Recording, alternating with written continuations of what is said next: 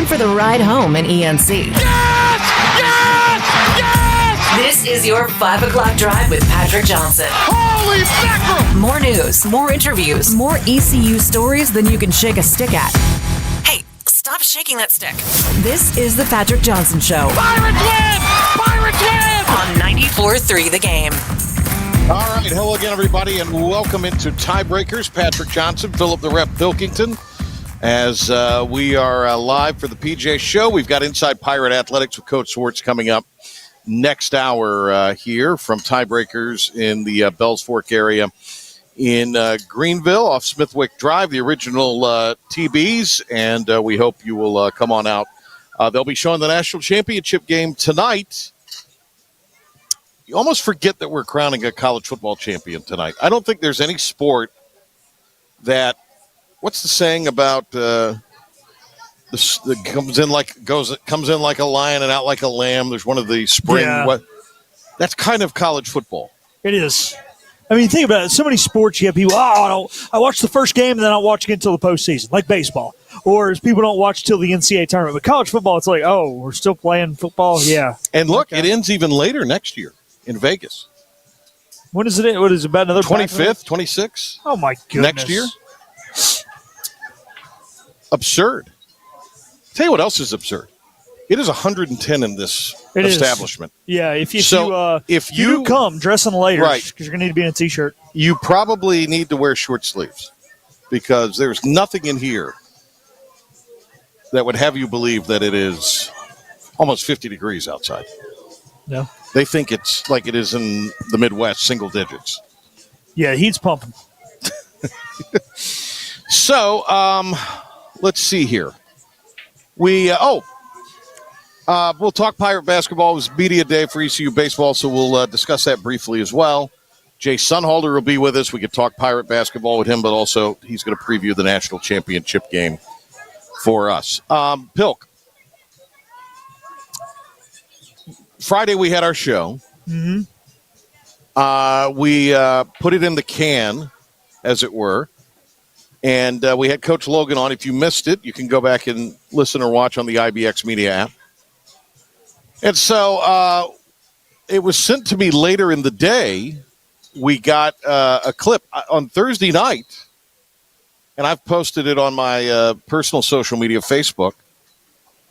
I worked, of course, for ABC News for a few years on the radio side nationally. But I made the TV news, the national TV news, over the gambling, over the point shaving. Now, I had nothing to do with the point shaving, so I did not get that. That didn't happen. I wasn't part of the story. Yeah, you're not part of the story. We don't have to worry about any. I'm the FBI soundtrack of the story. Yeah, you're just soundtrack. You're going to be the voiceover when we're seeing guys getting arrested for cheating. Perhaps. And so here is that clip from Thursday's World News Tonight with David Muir. Hit it. Several college basketball games been fixed. Tonight, the players accused of underperforming in those games on purpose for cash. Here's Aaron Katursky. And here comes Cross into the front court. Went behind his back, lost it. So there you go. Then Aaron Katursky takes over. Yeah. He's got kind of a royal voice. Anyway, it blew my mind that ABC would go and dig that clip out from a game 2 or 3 years ago. Well, to be fair, Tulane was probably the biggest team involved. I understand, but still to go find and to go find that specific game. Hey, man, Mickey Mouse isn't always bad. What I'm saying is that just shows you on like the national news level how like thorough they are when they want to be thorough. Yeah. When they care, they care. Or if they're going after, say, a president, then they really care then. They really care then. And that could be any president. Because they went after Slick Willie after the Monica Lewinsky stuff. Yeah. All right, so there you go. What an exciting time to make the national news. Exciting. I was listening. There's another head coaching deal that just broke, so we'll get to that. Okay. Why don't we do that first? Okay. Why don't we do that first? Because there's a lot of news from the National Football League. All right, let's do the top 5 at 5. This may very well be our last mission. Let's make it count. This is the Patrick Johnson Show on 94.3 The Game. It's impossible. Now some stories you may have heard or catch it for the first time. This is your 5 at 5 with the P-Man. Does this mean after tonight I don't have Pat McAfee on my screen for a minute? Or he still does that daily thing. Yeah, he does. I don't watch that. So, all right, let's do it. Dom, give me a number 1, please. Number 1. It's pretty good. Wasn't DeMarco good, but it was good. All righty, number 1. Head coaching carousel continues in the NFL.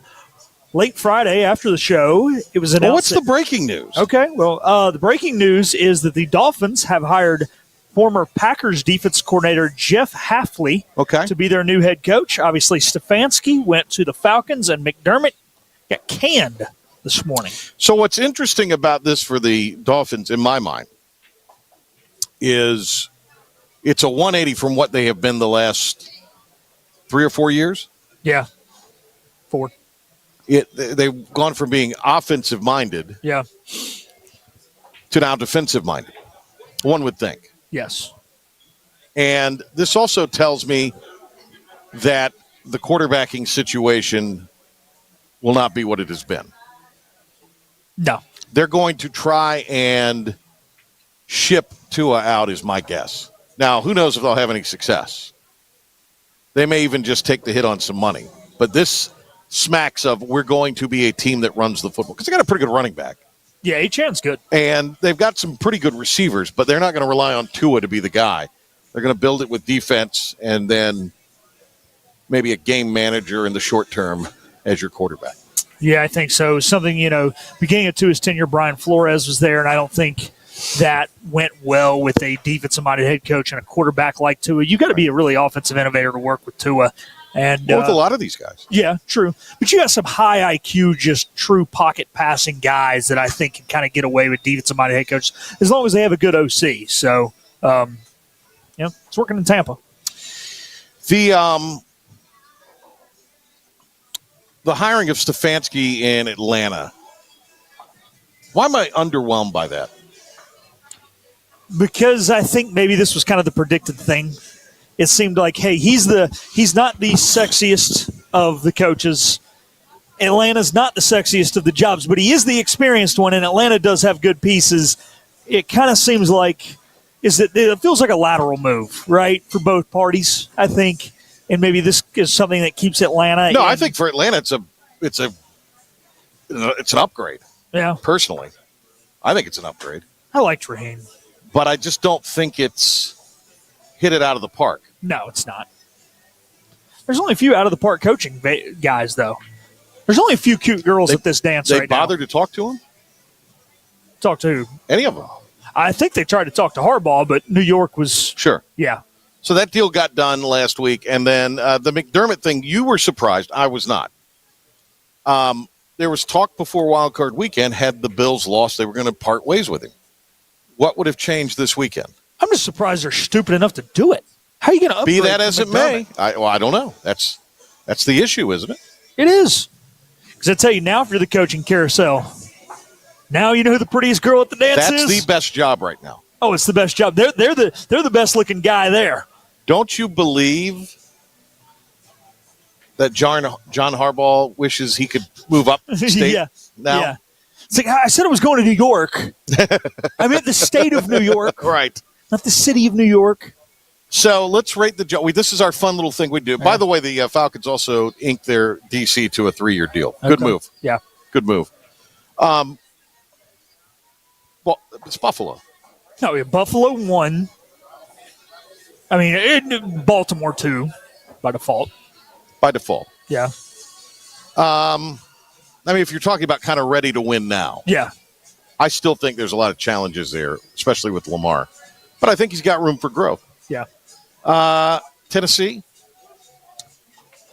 Because you got a quarterback. The situation in Tennessee is better than the situation in Pittsburgh. The difference is Pittsburgh, they'll be patient with you. You're a little worried, I think, if you go to Tennessee because you might tell the wife don't unpack too quickly. Right. Whereas, Pittsburgh, like I hey, think they've had this is- 3 coaches post-merger. I think this is starting from the bottom up. I think this is a total rebuild. Oh, in Pittsburgh? Yeah. Oh, yeah, it is. And then- But they'll be patient. So I would put them fourth because I think Tennessee you've got a quarterback. Yeah. Vegas, I just can't get behind Mark Davis, man. I I'd know, rather go to Arizona. but you get to start over. I'd rather start over in Arizona. So if you're starting over, yeah, you're right. Start probably Arizona than Vegas. Yeah. Who's going to take the Arizona job? I don't know. Instead of Brian Flores hire Dom, you think? You see him in Arizona? I thought though, spitballing here. I'm feeling the Steelers are going to steal him from us just because he's been in the system before, and I just feel like that's Maybe. the best job for him. I can see that. Before we leave the NFL, how about the games yesterday? Of course, Saturday night was dreadful. Yeah. Seahawks were, but apparently, I think it's Seattle. Their back is hurt. Yeah. Blew out his knee? Charbonnet. Or was it him or Walker? I can't keep It was Zach Blew out Charbonnet. his knee. Okay, it was. So he's out. Yeah. So Walker will be the one, which he already kind of was the one. The question is who's going to be the 2. Right. And I think the Bo Nix thing. Sorry, Igo, but this is gift wrapped for New England. New England. Yeah. It's unfortunate. Part of the game. Yep. L.A. and New England. Yeah. I ain't betting against Matthew Stafford. I don't think you can at this point. By the way, there's also this push in the National Football League to build all these dome stadiums. Tell the people what you said yesterday. I said after watching the slop fest in New England, that is how playoff football is supposed to be played. Yes. And anybody who thinks that football should be played in a dome should be checked out and tested. If you want to play the Super Bowl in a dome, okay. You want to have a dome so you can put the Final Four there, of course. Other than that, regular season, postseason football, outside, that's how it's supposed to be played. That's how it's The supposed to be best played. teams can play under the crappiest conditions, That's and New England was part- better and crappier Part of the conditions. deal. Yeah. It's part of the deal. All right. Next. Number 2. Pirates come up short on the hard court. They were down by 15, rallied all the way back, cut it to 3 late. Got a decent look at the end of the game. Coach Schwartz talks us through that look the Pirates got. Out of the timeout, we executed to perfection and got Meech's 3 out of the corner. We have a set that we run late game. The guys execute. They got to make the read. You can't force feed where the shot comes from, but we take that shot all the time, Jordan Riley. I mean, Jordan Riley is our go-to guy. He's the leading scorer in this league. He's made big shots, and he made the read on the interchange with he and Corey. That's the right read. What the next play, you have to take what the defense gives you, and you can't force feed that because the most important thing is to get a shot off. I have no problem with the look at the end. I have no problem with who took the look at the end. You should never have been in that point. If they would play like they played the last 5 or 6 minutes the whole game, not saying they didn't play hard, they would probably have won that game. Great play call to get it to 1 with Gardner's 3. And then they went in and fouled who they needed to foul, the 7'2" guy who shoots 55%. Yeah. He made his free throws. You got a clean look at the end with no timeouts to tie it. I have no problem with it whatsoever. I loved how they faked the handoff to Cocker. Cocker was 3 of 4 from downtown, and it caused the defender that was guarding Riley to take one little half step, Right. and that gave Riley the perfect look. You put the ball in the hands of your best player, and if he makes it, great. If he doesn't, that's a hill you're willing to die on. I thought Coach Schwartz coached the end of the game really well. I thought the players played well. But again, the first 5 minutes, they looked really good. The last 5 minutes, they looked really good. They lost the middle 30. So I talked to the coach today, and we were talking about a few things, family-related and then non-family related. It's nice to have kind of a sports conversation with Coach again. And as he said, close games, you can't go 3 for 6 at the foul line down the stretch. You got to make at least 5 out of those 6. Yeah. It's 83%. Yeah. But, I mean, that's Yeah. – you got to make your free throws. You're not in that position. So, my question is, 2 games coming up on the road. You've not won yet in conference. They played their tails off yesterday. I mean, how long? And I hope that, but I mean, we're talking real here. Staying engaged. How long does that happen? How long can this team stay together? Longer than most teams in their current situation, but there is a cutoff. But you got to win at some point. You got to win at some point. But I will say, Darren and I were talking about this the other day off the air. Coach Schwartz did miss on some scores. He did not miss on guys who want to be in the gym, guys who put the hours in outside of there, high character guys, high maturity guys. Right. So if a team is going to fall off, this would be one of the latter teams to do it. However, to your point, Patrick, there's still a time. There's a line for everybody. I think if you lose the UTSA game, that's at home. So you go on the road to Wichita, you go on the road to North Texas, you come back home, you get UTSA. If you lose that one, you could split. I mean, it's asinine to say because they have not won a game. But, I mean, North Texas is not. North Texas, man, their losses are in the conference are at Wichita, South Florida, and Memphis. And they beat Tulsa. Yeah, and then Wichita's one of them. On the road, though. Wichita's been tough at home. I know they're 2-3 in league play, but both those wins did come at home. They're okay. That's the other part of this, too. East Carolina has played probably the tougher part of them and North Texas played the toughest schedule so far. They've played the 2 toughest schedules so far. And Charlotte is not – they're much better than they were last year, obviously. Did they have a lot of injuries last year? I'm trying to remember. He just didn't assemble the roster. It was the first time he had ever assembled a roster like that. He came from the international ranks, was handed to the roster his first year. Good this year. Yeah, and he just didn't know what he was doing, I think, the first year, but he's figured it out. Fern's a good coach. All right, who's back in the studio with Dom? DeMarco. Is DeMarco going to do number 3 here? I trust DeMarco to do number 3. All right, let's do it, DeMarco. Number 3. All righty, number 3, Pirate Baseball Media Day today is opening day is, what's that, 12 plus 13, 25 days away. And today, Coach Godwin talked about him using the transfer portal and how he feels like this is a really good roster. The supporters that we have for ECU baseball specifically, but really for ECU athletics to not be a P4 school.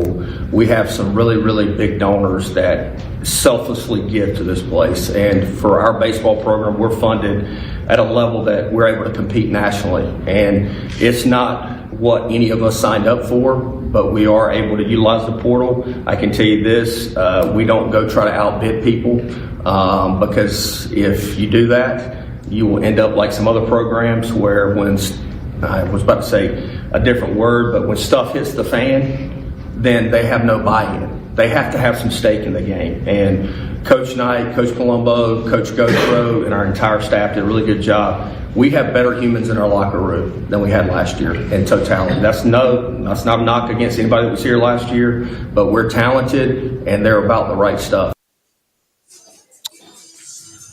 You know, I think until the ball's rolled out and you're playing, I don't think we can obviously have conjecture. I think right now they're trying to figure out who is going to make up our bullpen. That's what they're trying to work on right now, from what I understand. I think it's who's going to make the starting rotation then. Well, but they're trying to shore up their pitching, I guess, is the best way to say it. Yeah. Who's going to be where? What are the roles? Who are the guys they can trust early on, or at least give a shot to see if they can trust? And I think that's what they're working on right now. I mean, there's only one guy who's got a guaranteed role going into the year, I think, when it comes to this pitching staff. Oh, yeah. And so it's a lot like last year. Can you get the offense to provide the run support? So it seems like the pitching will be there, especially the starting pitching. We'll see. Yeah. And then can you stay healthy? That's the thing. And you got 3 of these pitchers who were pretty good coming off injuries, and Neal and Tolick and Towers. So, but that how long does it take Tolick and Towers last year was a huge. A bigger deal than it was. We probably realized. But I did ask AK about how he's going to handle this injury. I asked him if he is going to take away what he did last year with Jake Hunter, who was coming off an injury and dealing with some early rust, and apply that to Antolik, Towers, and Dawson Neal. And, you know, he talked about patience and about not setting an unreasonable bar and not treating them like they are going to perform at their ceiling and about getting better every day, and just how baby steps are okay. You don't have to make leaps and bounds to reassure every young man that baby steps is okay, but there just has to be one baby step every day. And I think AK is the right man for the job to handle the situation that he is being presented of a lot of pitchers coming out of injuries. Next. 444. Number 4, as people knew kind of last week, President Donald Trump is expecting to sign an executive order to protect the Army-Navy game, giving a 4-hour time slot in which no other games can overlap it on the second Saturday of December. The American Conference, obviously both teams reside in the conference. Commissioners Tim Pernetti put out a statement about this. He said, "We thank President Donald J. Trump and our legislators for their commitment to protecting the Army-Navy game. This game is a national treasure where the true commitment of our future leaders is on display. As collegiate athletes continues to support, modernize an uncharted landscape, we support our leaders in Washington, the support of our leaders in Washington is critical." Sorry, easy for me to say. Alongside the member institutions, we look forward to working together to enhance the experience for student athletes. There are opportunities to change that provide creativity, sustainability, economic solutions without compromising tradition while protecting the mission of delivering educational opportunities through sports. I think a couple of things there. I think that is an appropriate thing. Donald Trump will be at the national championship game tonight, which we're going to talk about here in a second. Yeah, he will be. So I think that's a positive. That this has happened, and whenever they, move this schedule, the calendar, as they like to say, yeah, I think you're going to look at, with the expansion of the playoff, maybe a playoff game at noon, at 3:30 or 4, the Army-Navy game, and then you have a night game at 8 o'clock with another playoff. That would satisfy everybody on television. Should at least. It should. And why not? It's but you know what this also tells you? What? Somebody needs to be talking to Donald Trump about signing an executive order to figure all this crap out. Yeah, but let's with the keep. NCAA. I'm with you. A lot of crap needs to be figured out, but I'm all for not overlapping politics and sports. But it's going to take political intervention. It probably will be. But with this being the Army-Navy game and America's game, we talked about it during COVID. If everything gets canceled this year, what's going to be played? One game, the Army-Navy game. Should be. It deserves to be protected. It's about more than football. It's about this great nation, and good for him. All right, last one. 5. The Hoosiers and the Cheaters will be playing tonight. Hoosiers favored by 7.5 in the national championship game. I think you're a little unhappy with Miami right now because they plucked Duke's quarterback at the 11th hour. Mm-hmm. And if I comment on that, Henry will have so many FCC fines he'll be filing for bankruptcy. Which, by the way, Duke has his NIL rights. But do they have his rev share rights? That's going to be the question. Yeah, but he's going to get anything he would get on NIL. Yeah, but they can just make up for that in rev share. Maybe. I thought you had this certain amount you had to pay in rev share. Like there was a ceiling to that. There's a ceiling for the whole team, but... Okay. Well, there you go. I don't... how do you bet against Indiana at this point? You don't. Hoosiers by 1 million. Miami can go kick rocks. I do want it to be a close game. I don't. Miami can go kick rocks. But I do think the Hoosiers win tonight. I do too. Actually, I really was going to predict them the whole time. And I don't think... Win by about 10. And I think Feinbohr's comments about it being a cute story, he's in denial. He is. Kind of like he has hair. He's in denial. What was the final score of the Georgia Tech Cumberland College game? 222-0. You would like that? 223 is what I want. 223. Okay. Well, break the record. We'll see. They've been cheating for 30 years. Well, they deserve the death penalty. All right. When we come back, Jay Sonnhalter on Pirate basketball and on tonight's national championship game, and all of that when we come back from Tiebreakers tonight for the Patrick Johnson Show. The best burgers around. Everyone loves a thick, juicy, and fresh burger. Tiebreakers in Greenville, plus the all-new Tiebreakers in Winterville. Do real burgers better than anybody. So don't just go to any burger-themed restaurant chain. It's time to break the chain and eat local. Tiebreakers. Real burgers at its best. Everybody loves burgers. You know what the problem is with standard belts? Usually you have to choose between too tight or the opposite, too loose. But with Anson Belt and Buckle, you don't have to choose. We got rid of the holes and instead have a track system designed for micro-adjustability. That way you can enjoy a perfect fit every time. Anson Belt and Buckle. Find your perfect fit today.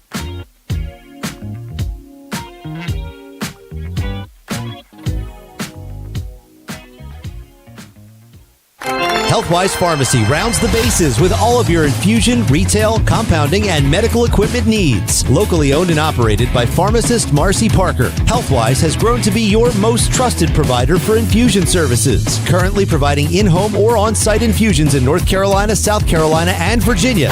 Visit Healthwise Pharmacy at 615B South Memorial Drive or call 252-295-0059 to speak to a patient service representative to find the option that best suits your needs.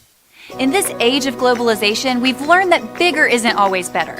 Ever tried to get phone help from a big corporation from a real person? Right.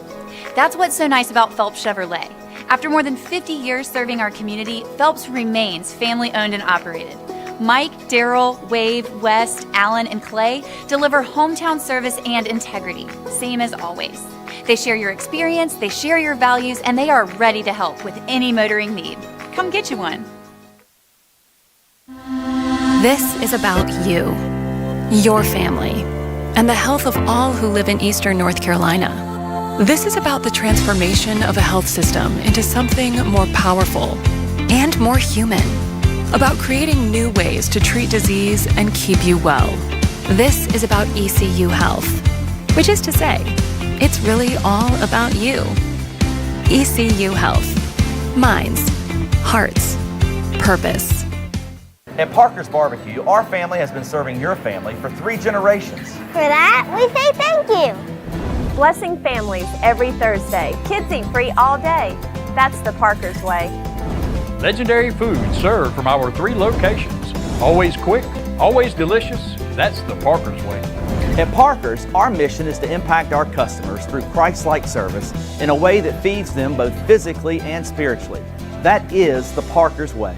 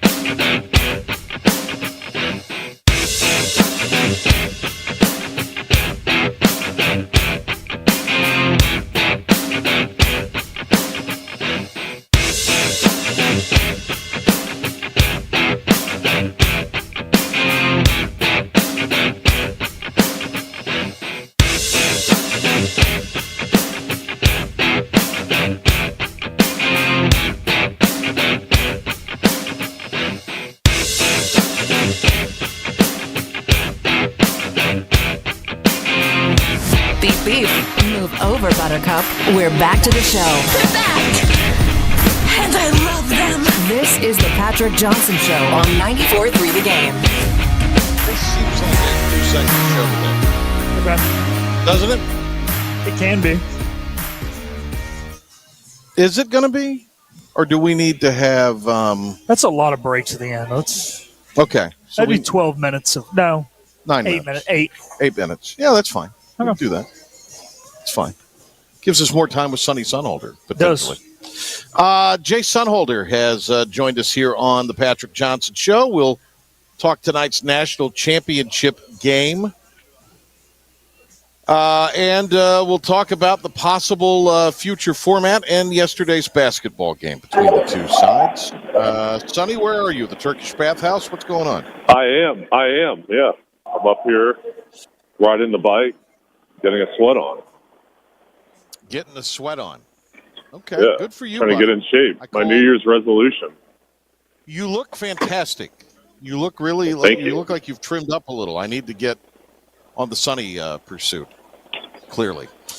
Well, all right, Sundog, let's before we get into the college football side of things, just some thoughts after yesterday's basketball game. We were just talking about it. You, of course, were with me on the telecast, and I think Pilkington may have said it right. They played a great 5 minutes to start, a really great last 5 minutes. It was that middle 30 that was problematic. Yeah, I mean, I'll tell you what, they played hard though, and they fought, and that comeback at the end was pretty special. And I thought the Pirates were going to be able to come all the way back. Charlotte. I thought Charlotte played well, even though they had a lot of turnovers. And credit ECU for creating those turnovers. I was impressed by Charlotte, and I thought they've got a chance to finish pretty high in the league. But I just think for ECU, it came down to the rebounding and the three-point shooting overall, and Charlotte kind of winning that middle part of the game. And, at the end it came down to basically a shot to tie it, didn't go in, and then the Pirates fell short. But, I think there's a lot you can build on that, and if they play like that the rest of the year, they're going to win conference games. I don't think you can have any qualms with how the last shot was taken at the end. Now you could maybe, debate everything, like should they even have been in that point. But, I have no problem with Jordan Riley taking that three. You had no timeout, so you really couldn't set anything up. So I have no issues with Jordan Riley taking a three-point shot. I think for him, that's about as good a shot as you can get right there, and that's who you want. The Gardner shot previously was a great shot, a great opportunity, but with the clock winding down, it wasn't the cleanest look, but I thought that's what you want. That's who you want shooting that ball. It just didn't fall, and sometimes it's going to fall, sometimes it's not. But what he did in that ball game was just another example of his miraculous play, how fantastic he's been all season, and I think he's got a really good chance to be the conference player of the year. I think he should be the conference player of the year. I just, for him, I wish that shot would have fallen. PJ, real quick, is ESPN going to get some FCC violations? I don't know what the heck I'm watching up here, but I don't think everyone is properly clothed on ESPN right now. That's Pitbull outside of the stadium in Miami. Looks great. Everybody I don't know if I'd go. He looks great. He's got a cowboy hat on. Well, okay. He looks appropriate. He looks like a Brett Michaels imitation. Yeah, he does. But this is how bad ESPN's got. What is this crap I'm watching? Well, they're showing him performing before people outside of the. I'm talking about the people who are not the dancers to be on TV. Are you opposed to those dancers? I actually think on national television, where there are kids that can watch that. I find them interesting. If you're there in person, it's fine because you're voluntarily. I'm here and I don't mind it. Whoa. No, that was a move. That's my point. FCC should be fining Mickey Mouse, but they don't have the guts to fine Mickey Mouse. Pilkington is a little bit of a stick in the mud on this thing. I am a stick in the mud. I have no problem with the dancing. I'm a crotchety old man. Get off my lawn. I can't see what they're wearing. Is it pretty outlandish? No, Sonny would agree with you because he wants to be PC and all that. Yeah. And he's like, I don't want to talk to the girls, but that's the way Sonny talks. Whatever. That's not how I talk. Yes, it is. It is. Do that voice again. Do that voice again. Keith Spence very excited that you're on the show right now. Hey, let's give Keith a shout out. What a great guy. The best, absolutely great one guy. Of the best. All right, great guy. Let's get into the football, the pregame show notwithstanding.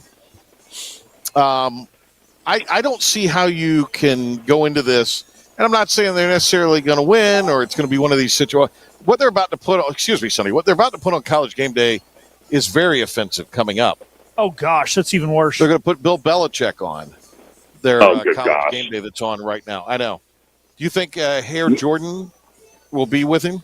I don't think we'll see her on screen, but I think she'll be there. She'll be off the camera? She's there. Oh, yeah, she's there for sure. She's definitely there. But how about the rumor now today that he's going to go to Buffalo?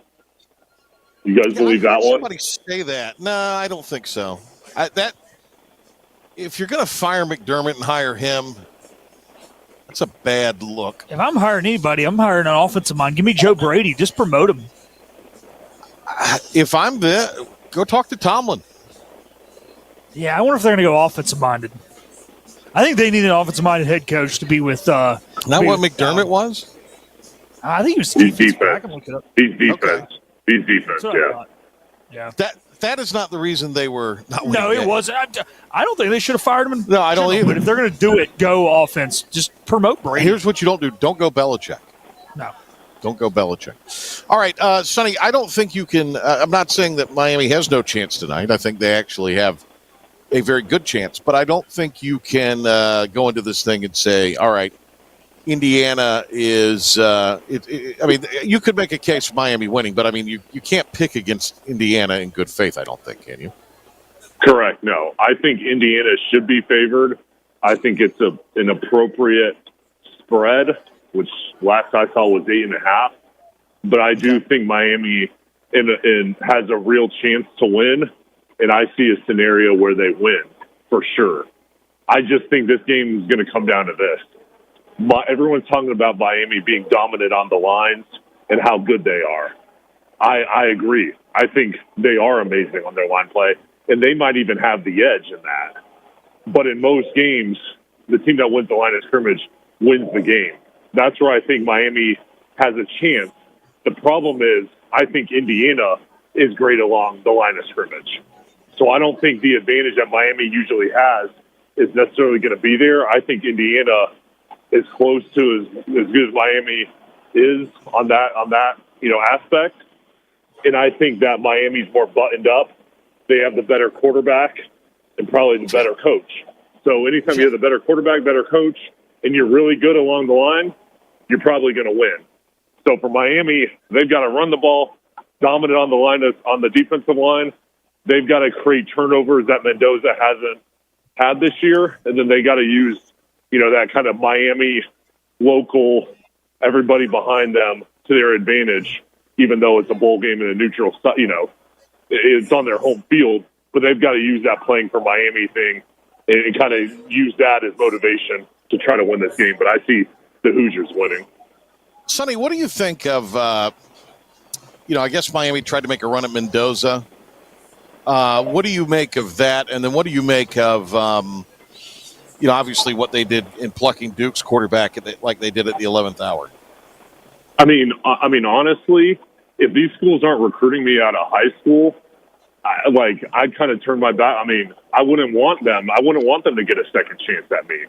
So, I don't blame Mendoza he was in their backyard. They could have recruited him out of high school. He went to camp there. There's videos out of him going to camp when he was a junior in high school there.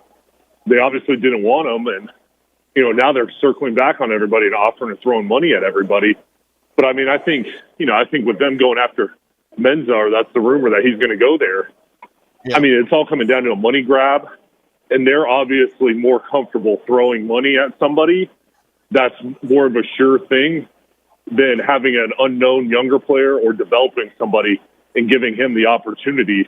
They'd rather throw money at and steal someone's quarterback. So do I think that's long-term successful?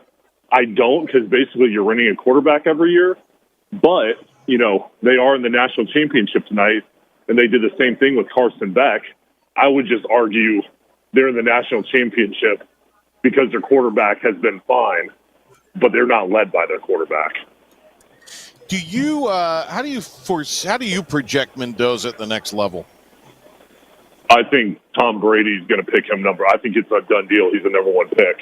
I think he's going to be really good. The reason why I think that is because he's accurate, which is one of the biggest qualities is accuracy in the pros, but it's also studying, love of the game, being smart.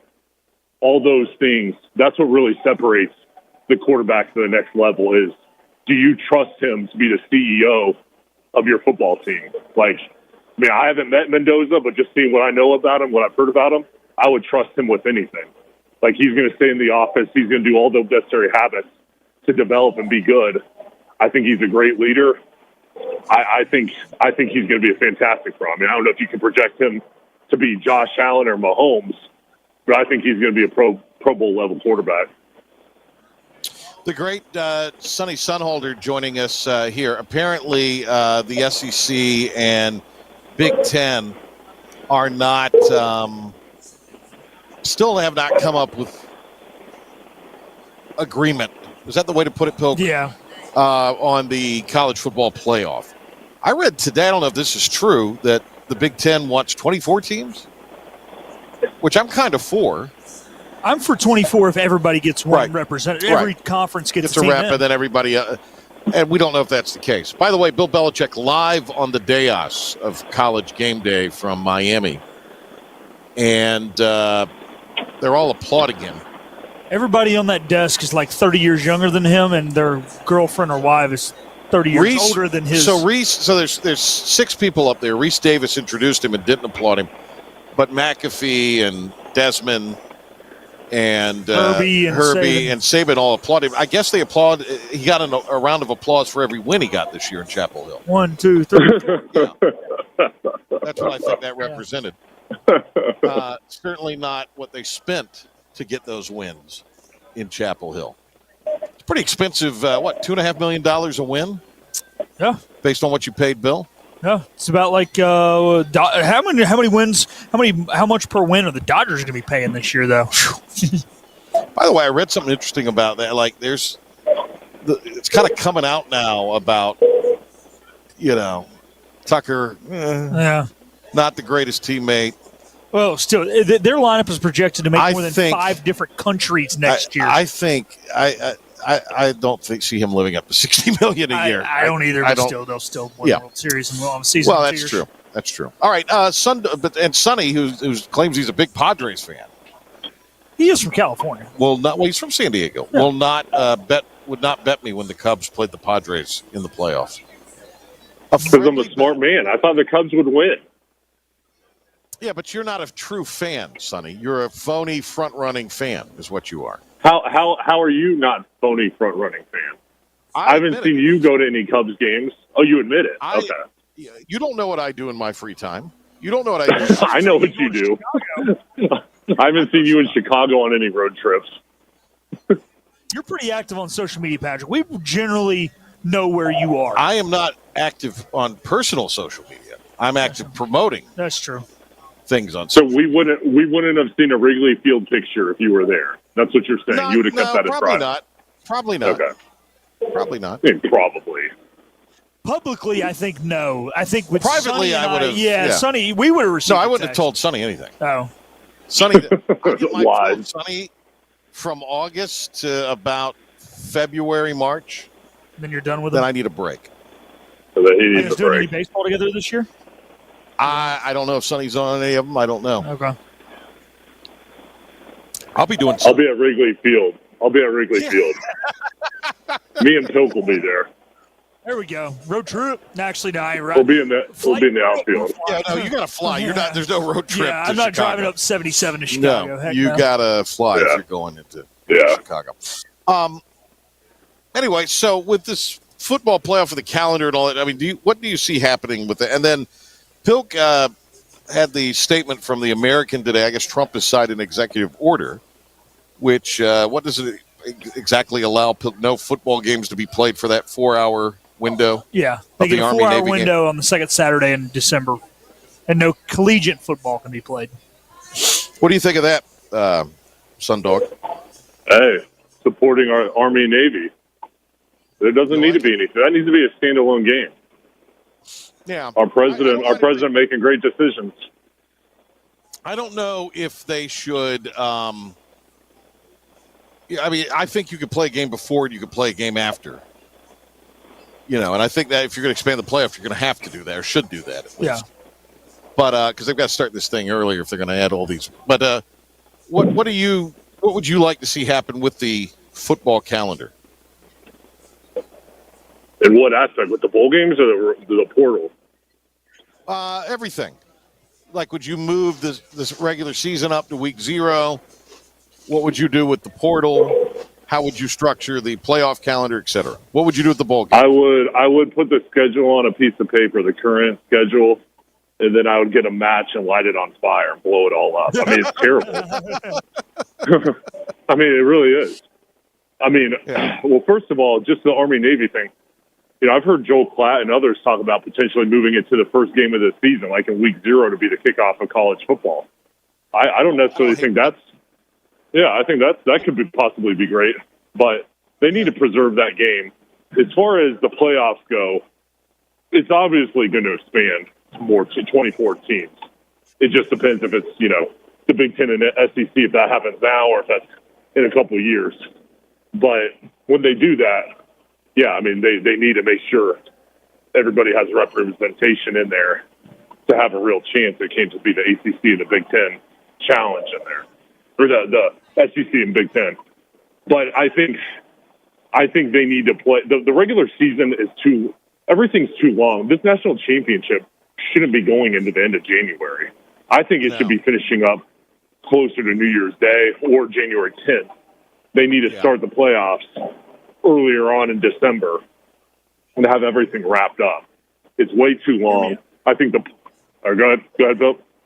I was going to say New Year's Day, play the Winter Classic at noon, semifinal at 4, semifinal at 8, first Monday after New Year's, that you can. It's probably a week and a half later, roughly. You play the national championship. I have no problem with that. I'm good with that. I mean, next year I'm good with all that. Vegas. Number one, Vegas is cost prohibitive. Yeah. It's becoming cost prohibitive to go to Vegas. So they're playing it in Vegas, which will be very expensive for people. And on top of that, on the back end of that, they're doing it a week and a half later than they're doing it this year, or a week later. It will end like on the 25th or 26th of last year, or next year. Is it after the Super Bowl? Jeez, that's terrible. No. I think it's after the conference championship championship weekend. Yeah. No, I mean, it's just way too long. It's the sport. It's the second most popular sport. It comes in great, but I mean, it kind of goes out with a little bit of a whimper because of the schedule. Right. Because of the calendar, as they like to say. I mean, this should really be like a huge showcase tonight. Kind of over it. Well, I mean, we've all kind of moved on. We're in the NFL playoff mode. I mean, we're basketball around here. People are talking baseball. I mean, it's that kind of deal.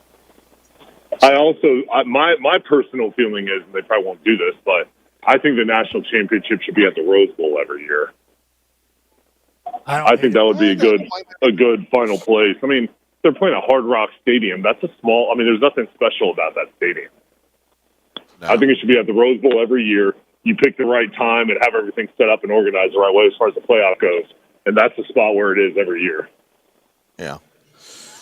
All right. Sonny, anything else before we say goodbye to you? Hopefully this game's good tonight.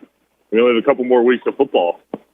You got this one, then the playoffs. And pick me a winner and who. Who wins tonight and why?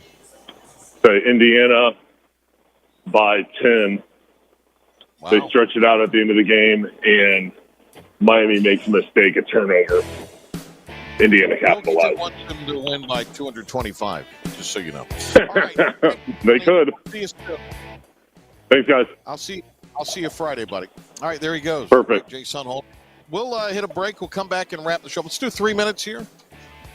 Can we do that? Yeah. Let's do 3 minutes, come back, wrap up, and we'll get off with whatever left. All right, we'll figure it out in the break. Be back. This is about you, your family, and the health of all who live in Eastern North Carolina. This is about the transformation of a health system into something more powerful and more human. About creating new ways to treat disease and keep you well.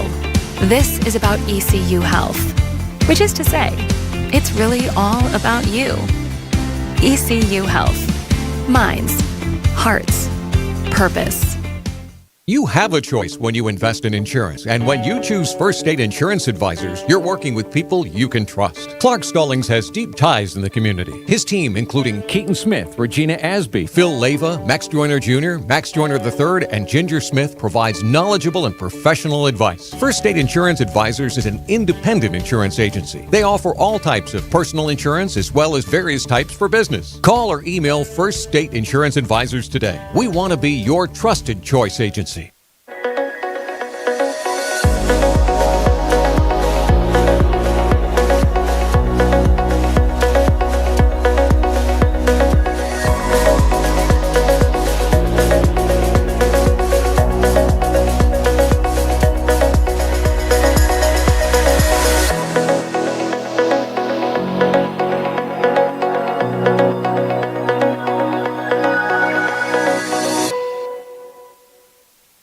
At Parker's Barbecue, our family has been serving your family for 3 generations. For that, we say thank you.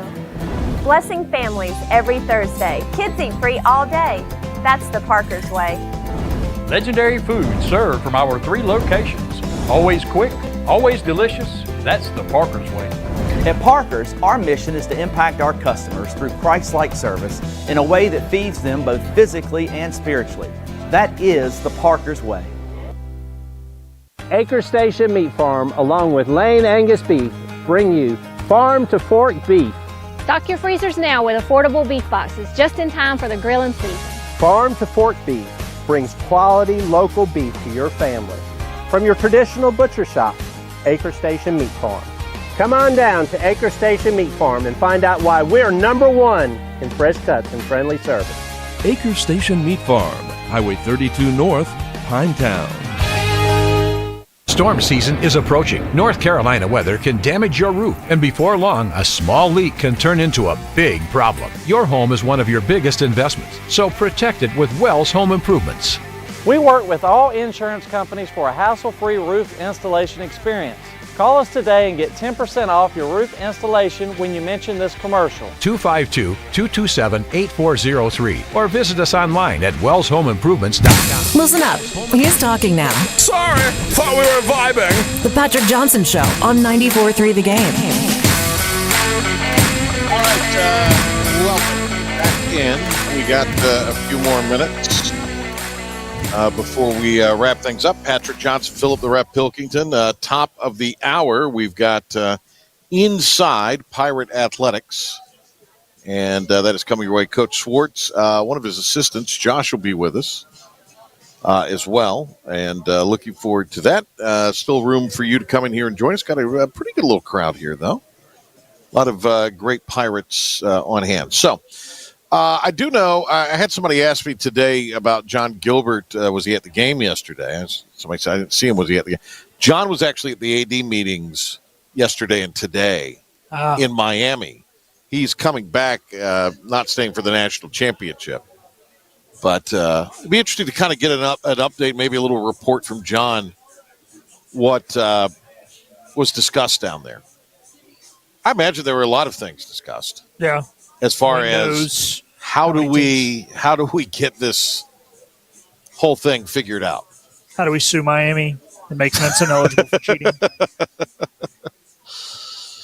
Pilk, them's the rules.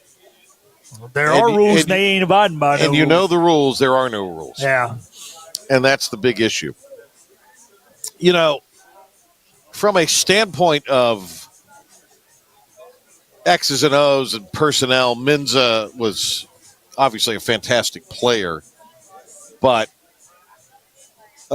apparently a nightmare to deal with.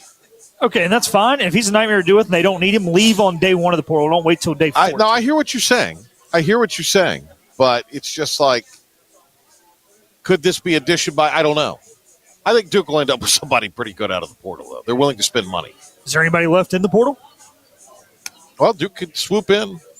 I mean, what happened with the kid that went to, was it Florida or Miami or Alabama and then transferred to Texas? Yeah, but that was still in the portal window. The portal window's closed. Yeah, but guys can still sign. Oh, if you've already committed. I see. Yeah. That's a big mess. All right, we'll break down the national championship game tomorrow. I have some more from ECU Baseball Media Day, and we'll do that at 5 o'clock live tomorrow. Stay tuned. Inside Pirate Athletics is next here on 94.3 The Game and the IBX Media app. Have a great rest of your evening.